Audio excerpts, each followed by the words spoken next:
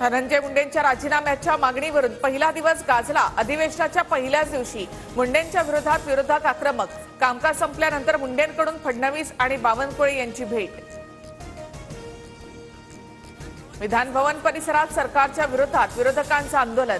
महाराष्ट्रामध्ये 2 गुंडे, कोकाटे आणि मुंडे। विरोधकांची जोरदार घोषणाबाजी। कोकाटेंची फडणवीस, नार्वेकर आणि अजित पवारांसोबत बैठक। 4ही नेत्यांमध्ये बंद दाराआड चर्चा।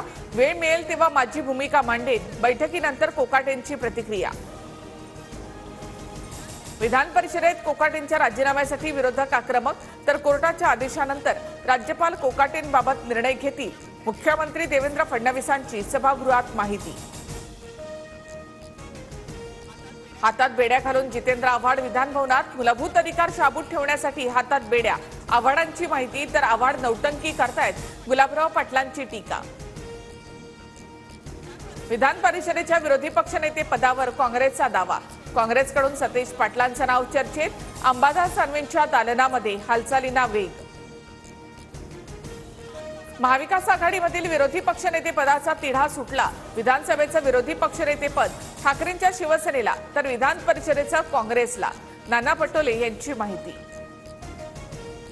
विरोधी पक्षनेता निवडीबाबत विधानसभा नियमात विशिष्ट तरतूद नाही। ठाकरे गटाचा विरोधी पक्षनेतेपदाचा मार्ग मोकळा। लवकरच विरोधी पक्षनेतेपदासाठी अर्ज दाखल करणार। विरोधी पक्षनेतेपदासाठी देखील विरोधकांकडे संख्याबळ नाही। विरोधी पक्षनेतेपदाचा निर्णय मात्र विधानसभा अध्यक्ष घेतील। उपमुख्यमंत्री शिंदेंची प्रतिक्रिया।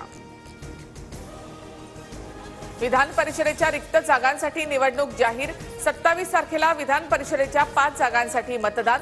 5 आमदार विधानसभेवर निवडून गेल्यामुळे सध्या जागा रिक्त।